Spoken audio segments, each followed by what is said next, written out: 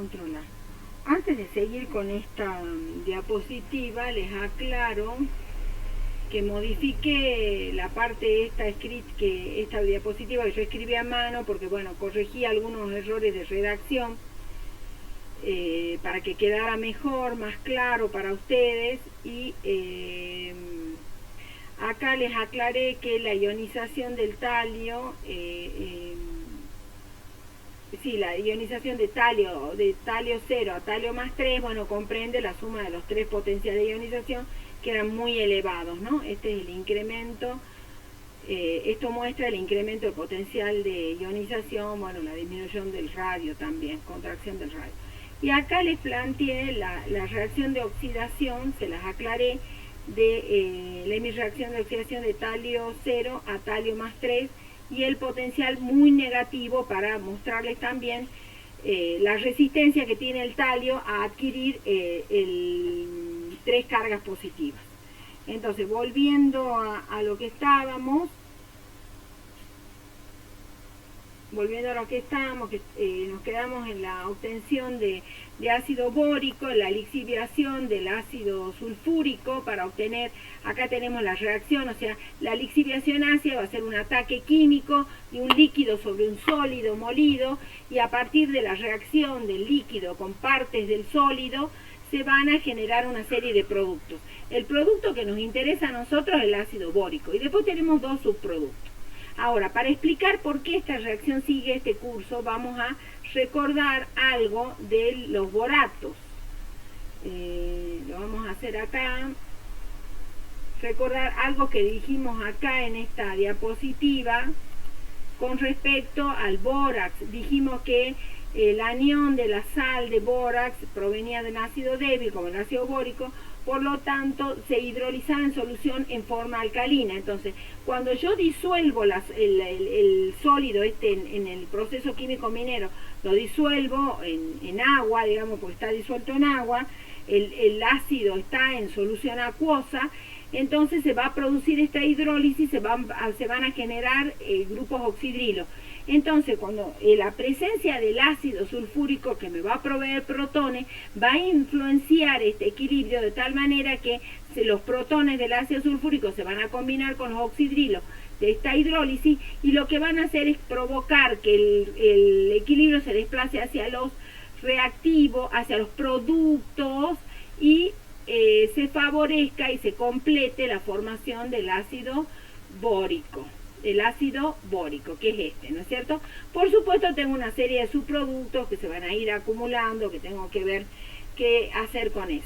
Luego que se produce entonces el ácido bórico, lo que se produce después es, empieza la cristalización del ácido bórico, porque este es un sólido cristalino que a medida que va bajando la temperatura, se produce la cristalización, y esto se separa por filtración, se lavan los cristales, hay generalmente un proceso de recristalización para purificar el sólido cristalino, que es el ácido bórico, que en general ocurre que se disuelve a temperatura ambiente y luego se baja la temperatura para que cristalice.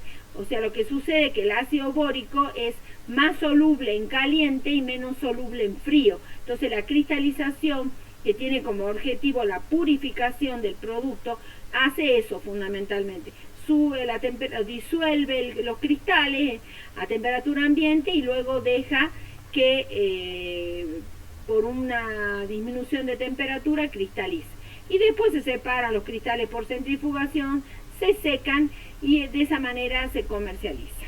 El ácido bórico va a ser utilizado, por ejemplo, entre otras cosas, entre la industria de la cerámica y el vidrio. Yo les dije que si el ácido bórico lo vamos a calentar dentro de esa mezcla de fusión en el vidrio, va a producir óxido de boro, y el óxido de boro va a favorecer la generación o la producción de borosilicato, vidrio borosilicato, que son tan interesantes para el material de laboratorio o para los vidrios Pirex, por ejemplo. Bien, la obtención de boro. Ahora quiero boro, ya no quiero ácido bórico. Entonces, para obtener ácido bórico, ¿qué hacemos?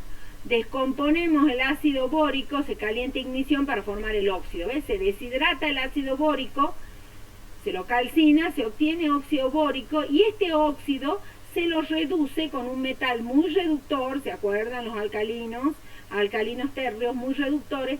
Y nos va a producir boro más óxido de magnesio. Utilizamos magnesio a pesar de que es bastante caro, pero me favorece que luego los productos puedan ser separados, porque luego ¿qué hago yo? Para separar el boro del óxido de magnesio lo trato con una solución de ácido clorhídrico. El boro es insoluble, y no reacciona tampoco. El óxido magnesio sí reacciona con el ácido clorhídrico, porque el óxido magnesio es un óxido básico, reacciona con un ácido, da cloruro de magnesio y agua, y de esa manera lo separo del boro, que por filtración, porque el boro permanece insoluble en estado sólido, y de esa manera lo separo. Puedo utilizar otros reductores, puedo utilizar carbón, que es más barato que el magnesio, pero me produce como producto se va a formar el monóxido o el dióxido de carbono, pero el boro va a reaccionar con parte del carbono y voy a obtener, en vez de boro puro, voy a obtener boro mezclado con carburo de boro. Entonces no me va a dar un producto de la pureza que yo necesito. ¿Por qué necesitaría boro yo de gran pureza? Porque lo utilizo en los semiconductores, por ejemplo. Utilizo boro para dopar el silicio y obtener los semiconductores extrínsecos, que se llaman, que tienen, aumentan su capacidad a semiconductor, o sea que conducen a menor temperatura, o sea, tiene un band gap más pequeño. Acuérdense de lo que decía la teoría de bandas.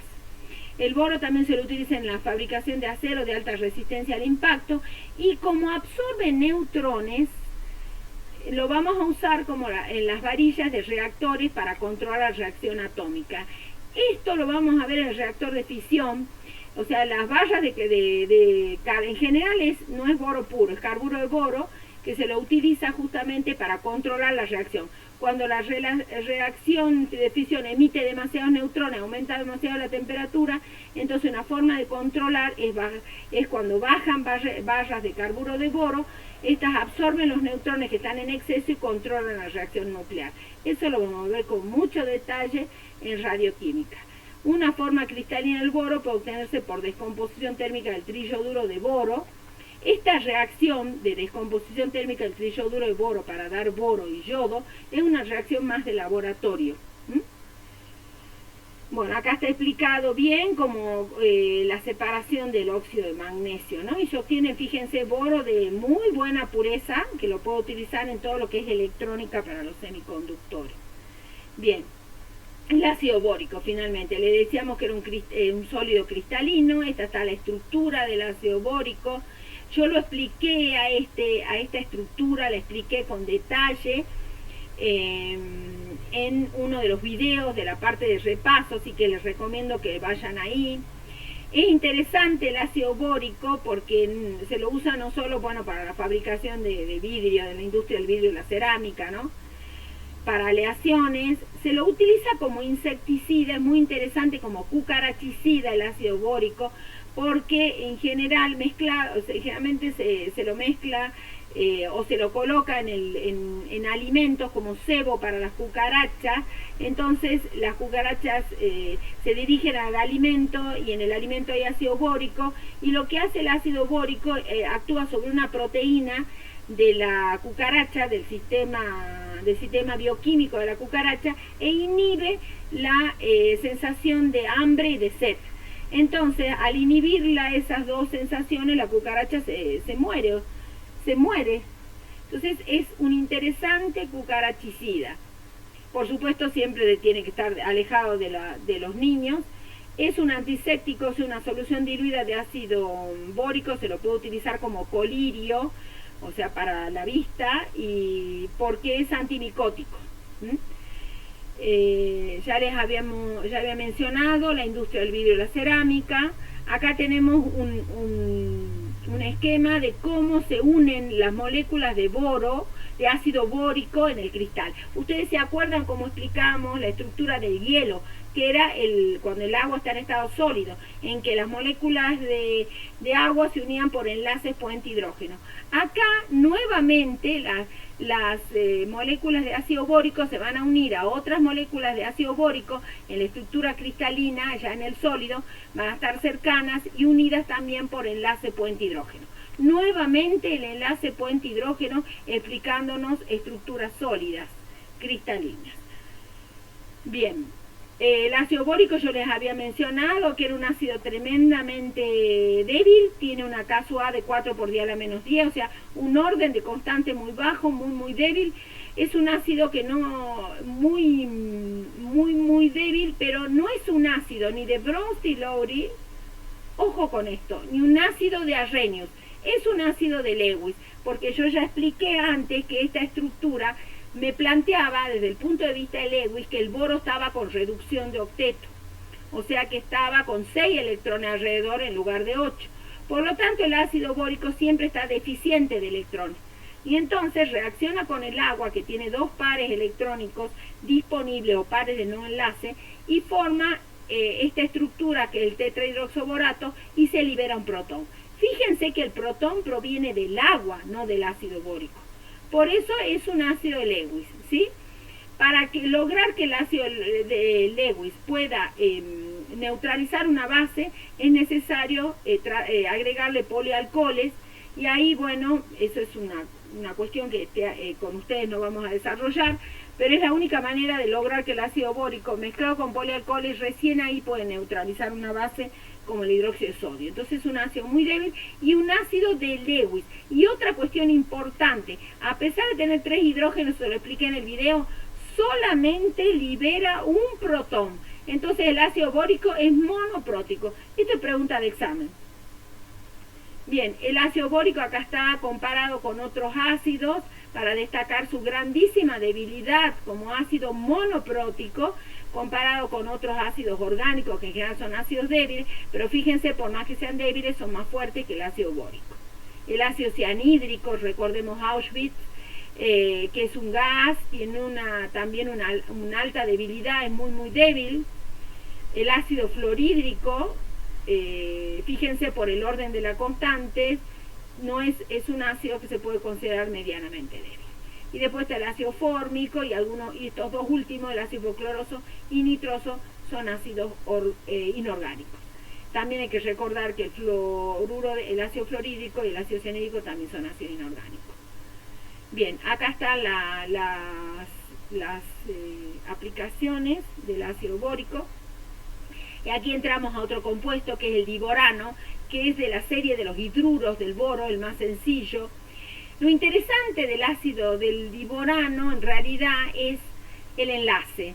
O sea, si uno lo analiza al diborano, un hidruro de boro, fíjense la estructura de Lewis, aquí se los hice notar, es una estructura que no cumple con el octeto para nada, y observamos que hay 3 átomos, boro, hidrógeno y boro, que están unidos por 2 electrones. O sea que están un enlace con generalmente 2 átomos siempre están unidos en un enlace covalente por un par. En este caso unimos 3 átomos con 2 electrones. Entonces es un par electrónico altamente deslocalizado en 3 centros, por eso se le llama enlace tricéntrico o enlace 3 centros, 2 electrones. También lo van a encontrar en la bibliografía como enlace banana, por la forma de cómo se combinan los electrones en el enlace, los orbitales en el enlace. Eso desde el punto de vista de la teoría de enlace de valencia. Fíjense, si vemos la estructura y analizamos parámetros de moleculares como ángulos de enlace, distancias de enlace, vamos a ver que el boro, en el diborano hay 2 tipos de hidrógenos. Los hidrógenos terminales, que están en un plano de la molécula junto con el boro. La molécula tiene 2 planos perpendiculares entre sí, acá están detallados.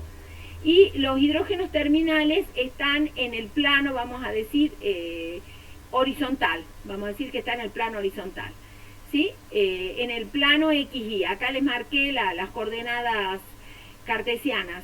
XY está el boro con los hidrógenos terminales, que tienen una distancia de enlace menor que estos dos hidrógenos que se encuentran en el plano vertical y tienen una distancia de enlace mayor. Y fíjense, acá están marcados los ángulos de enlace, qué diferencia hay entre el ángulo entre los hidrógenos terminales y el boro y los hidrógenos puente y el boro.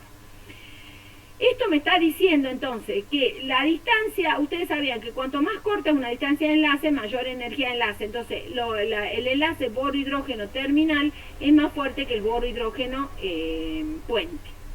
Entonces, analizando desde el punto de vista del enlace de valencia, planteamos que el boro, con su configuración electrónica como está aquí, como está unido a 4 densidades electrónicas a su alrededor, cada boro está unido a 4 hidrógenos. Entonces le planteamos que el boro está hibridizado sp3 y de esa manera se justifica el enlace. De todas maneras es un sp3 con características especiales. Diríamos que es un cuasi sp3, porque si fuera sp3 el ángulo de enlace tendría que ser cercano a 109, por ejemplo 104 en el agua, 107 en el amoníaco. En este caso estamos bastante alejados del sp3, 97, pero más cercanos que si planteáramos una hibridización de tipo sp2, donde tendría que encontrar que los 4 ángulos de enlace son 120, en este caso que los enlaces tendrían que ser, el ángulo de enlace tendría que ser cercano a 120. Acá vemos que no, que con estos hidrógenos terminales el ángulo es 120 y con los enlaces puentes es 97. Entonces es una molécula que tiene características muy especiales. Esto justifica que sea tremendamente reactivo, que se puede utilizarlo como combustible espacial, o sea, reacciona rápidamente con el oxígeno y forma el óxido del trióxido de boro, agua y muchísima energía, que es característico de un combustible. A su vez reacciona con el agua para darnos ácido bórico e hidrógeno. O sea, que cuando nosotros lo sinteticemos en el laboratorio, un químico tiene que saber que tiene que estar en atmósfera inerte, porque si no reacciona con el oxígeno en aire, que tiene que estar todo el material seco, porque si no reacciona con el agua. O sea que la debilidad de este enlace puente, boro, hidrógeno puente, me está diciendo que la molécula es muy reactiva. Bien, vamos al aluminio. Nosotros vamos a estudiar en profundidad el boro y aluminio, sus compuestos. El talio fundamentalmente se lo menciona por el efecto de par inerte y el aluminio se lo menciona con más detalle porque es un metal que tiene muchas aplicaciones industriales. Acá hay algunas cosas que yo hice notar ya, la baja densidad, lo cual me está indicando un metal con todas las características del metal que ustedes ya conocen: conductividad eléctrica, conductividad térmica, maleabilidad, se pueden hacer láminas de aluminio de poquísimo espesor, baja densidad, o sea, es un metal liviano. El punto de fusión no es un punto de fusión demasiado elevado si lo comparamos con el hierro, por ejemplo, ¿sí? Bueno, esas son las características más notables. Acá yo les planteé esta diapositiva no me gusta mucho, pero les recuerdo un poquito lo que era algunas definiciones de cómo en cuanto a la ley de Ohm, cómo se relaciona el voltaje con la corriente y la resistencia, cómo la corriente eléctrica es inversamente proporcional a la resistencia y directamente proporcional al voltaje. Les recuerdo que la resistencia es proporcional a la resistividad eléctrica, proporcional a la longitud de un conductor e inversamente proporcional a la área de sección transversal. Y la conductividad es inversamente proporcional a la resistividad, ¿sí? Todos estos parámetros interesantes que lo tengan siempre claritos para poder analizar propiedades como la conductividad. Aquí al lado les doy las conductividades eléctricas de distintos metales, y del aluminio, por supuesto, para que vamos comparando. Vemos que la conductividad eléctrica del aluminio no es tan buena como la del cobre, es aproximadamente la mitad, por eso que el cableado se hace de cobre, no de aluminio. El aluminio se lo puede utilizar para los cables colgantes, por ejemplo, porque es ligero, liviano, se lo puede utilizar para esos casos, cuando son cables aéreos. Pero el cobre generalmente se utiliza para cableado eléctrico, o sea, porque es bastante dúctil, el cobre. Fíjense algo notable, la plata tiene mayor conductividad que el cobre y el aluminio. El oro también tiene mayor conductividad que el aluminio, pero nunca vamos a usar para cableado ni plata ni oro por el costo. Bien, el aluminio, característica, hay que hacer notar cosas muy interesantes del aluminio, que es liviano, y además tiene una característica que hay que hacer notar muchísimo, que se autoprotege. O sea, esto se llama pasivación, formación de una capa de óxido adherente. O sea, esa capa de óxido que va formando en la superficie es muy adherente y lo protege de posteriores oxidaciones. Por eso en los perfiles de aluminio ustedes van a observar que no hay un brillo metálico, hay como un color gris característico, pero que no es brillante, y eso es porque ese color, ese gris característico de esas superficies son superficies protegidas por el óxido de aluminio. Por eso es útil para la construcción. O sea, en general el aluminio, si uno ve el potencial de oxidación, es elevado, es 1,66 voltios, pero justamente apenas una superficie de aluminio tiene contacto con el aire, forma el óxido, pero el óxido no es como el óxido de hierro, que se forma y se va desprendiendo de la superficie y produciendo agujeros, y se va destruyendo el material. En el caso del óxido de aluminio no, se forma una capa adherente. Acuérdense de esa cualidad, adherente. Lo que sucede es que la estructura cristalina del óxido de aluminio es muy parecida al aluminio. Entonces por eso tienen mucha compatibilidad las dos estructuras y se mantienen unidas fuertemente. Esta resistencia a la oxidación va a ser una cualidad junto con la baja densidad que va a ser muy utilizada en los perfiles de aluminio para la construcción, porque son livianos y además resistentes a la oxidación. Y su liviandad, además otra cualidad importante que tiene a ver, aquí no se ve bien, tengo que aumentar el tamaño de esto. Tiene una conductividad eléctrica una conductividad térmica también importante. Y la conductividad térmica, eso ya lo voy a ir aclarando, voy a ir aumentando los tamaños, es mejor la del cobre, pero la del aluminio es suficiente. Además es liviano, por eso que también es interesante que como utensilio de cocina para poder maniobrarlo con más facilidad. Entonces, como metal es un conductor eléctrico, pero tiene mayor resistencia eléctrica y menor resistencia mecánica que el caso del cobre, ¿ven? Porque es muy liviano. Metal maleable, eso ya mencionamos. Metal fuertemente reductor, les decía que el potencial de oxidación era muy elevado, por eso va a reaccionar con ácidos diluidos no oxidantes para generar hidrógeno. Eso lo vimos cuando tuvimos hidrógeno. Con el agua reacciona con el agua siempre que se elimine la capa de óxido. Entonces, cuando yo no le elimino la capa de óxido, no va a reaccionar con el agua. Por eso los perfiles de aluminio no los afecta la lluvia. Pero si yo les retiro la capa de óxido, o sea, lo lijo la superficie de aluminio para retirar toda esa capa de óxido y dejo el aluminio desnudo, digamos, a merced del agua y de los factores atmosféricos, el agua sí lo va a atacar y ahí va a producir hidrógeno, ¿sí? O sea que reacciona con el agua solamente cuando lo liberamos de la capa de óxido. Es un metal anfótero, eso lo hemos repetido muchísimas veces, reacciona tanto con ácidos y con bases para generar hidrógeno. Yo les di un video donde les explico cómo es la reacción con hidróxido, con una solución acuosa de hidróxido de sodio. Bueno, acá está chiquito, pero están comparados las resistividades eléctricas. Es mayor la del aluminio que la del cobre, por eso generalmente el cobre se lo usa como el cableado, en el cableado eléctrico.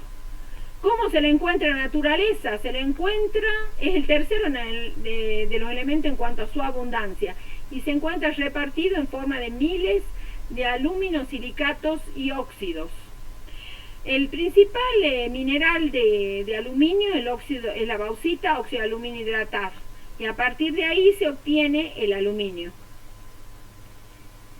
Bien, vamos a ver el estado natural En general, entonces, el mineral con mayor, donde es más fácil, en realidad no, es más fácil obtenerlo al aluminio, es la bauxita. Es mucho más difícil, es más, no está planteado actualmente la obtención de aluminio a partir de los aluminosilicatos. A pesar de estar tan distribuidos en la naturaleza, en las arcillas, las micas, los feldespatos, generalmente se lo extrae de la bauxita. La bauxita se libera primero de la... Bueno, acá está el método de obtención con más detalle. Generalmente, mejor dicho, aquí vamos a tener que dividir el método de obtención de aluminio en el proceso de concentración propiamente dicho, que es el proceso Bayer. Ahí yo lo separo como óxido de aluminio. O sea, tomo la bauxita mineral, le extraigo todos los otros minerales que lo acompañan y no me interesan, y finalmente obtengo óxido de aluminio. Ese es el proceso Bayer. En el proceso Bayer lo que se hace fundamentalmente es tratar el óxido de aluminio con el óxido de aluminio hidratado, la bauxita que tiene también óxido de hierro, que tiene sílice, que tiene todo eso, se lo trata con hidróxido de sodio concentrado. Y entonces se va formando lo que yo les expliqué en la reacción química del aluminio con hidróxido de sodio. Acá se tiende a formar lo que se llama el aluminato. Porque como es un metal anfótero, se forma el aluminato. El hierro presente, el óxido de hierro no forma un ferrato, porque no es anfótero. Forma el hidróxido de hierro, que es un precipitado rojo, que tiende a acumularse, digamos, se tiende a acumular y se separa del aluminato, porque el aluminato, el tetrahidroxoaluminato 3, es soluble y el hidróxido de hierro es insoluble. Entonces se lo separa por filtración y luego se favorece que precipite el hidróxido de aluminio. Generalmente esto se lo deja al tanque en presencia del aire, digamos, y que tiene dióxido de carbono. Y el dióxido de carbono, que es un gas ácido, cuando se disuelve en agua, va a generar protones, porque el dióxido de carbono más agua me da ácido carbónico. Entonces el ácido carbónico se disocia, me da protones, y logro que el tetrahidroxoaluminato, en presencia entonces de dióxido de carbono, de una forma de bajar el pH del medio, precipite el hidróxido de aluminio. Cuando precipite el hidróxido de aluminio, lo que hago yo es, bueno, separarlo por filtración, porque este es un precipitado, y lo que hago es calcinarlo al hidróxido de aluminio, deshidratarlo para que me dé óxido de aluminio. Todo esto es el proceso de concentración. O sea, acá la concentración hay que tener en cuenta cuál es el método Bayer. Fundamentalmente, ¿en qué consiste? En separar el óxido de hierro y convertirlo en hidróxido de hierro, y que es insoluble. Y al óxido de aluminio lo transformamos en algo soluble, que es el tetrahidroxoaluminato de sodio, ¿sí? Luego lo dejamos, después que lo separamos, el líquido, donde está disuelto el tetrahidroxoaluminato, le bajamos el pH, porque aparte de lo que va a ocurrir es que de la noche al día, del día a la noche, siempre hay una disminución de temperatura. Entonces, por disminución de temperatura y contacto con dióxido de carbono del aire, se va a ir precipitando poco a poco. También se le agrega algunas partículas de hidróxido de aluminio como cristales de siembra para que se precipite, favorecer la precipitación de hidróxido de aluminio. Y el hidróxido de aluminio es insoluble, entonces me viene fantástico. Lo separo por filtración a ese sólido y luego lo calcino y me da óxido de aluminio. Bien. El método de obtención de aluminio, acá está en bloques, un diagrama en bloques, explicando, digamos, todos los pasos que yo indiqué antes. Lo que sí voy a incorporar, lo que falta aquí es incorporar un esquema un poquito más claro de la obtención de aluminio.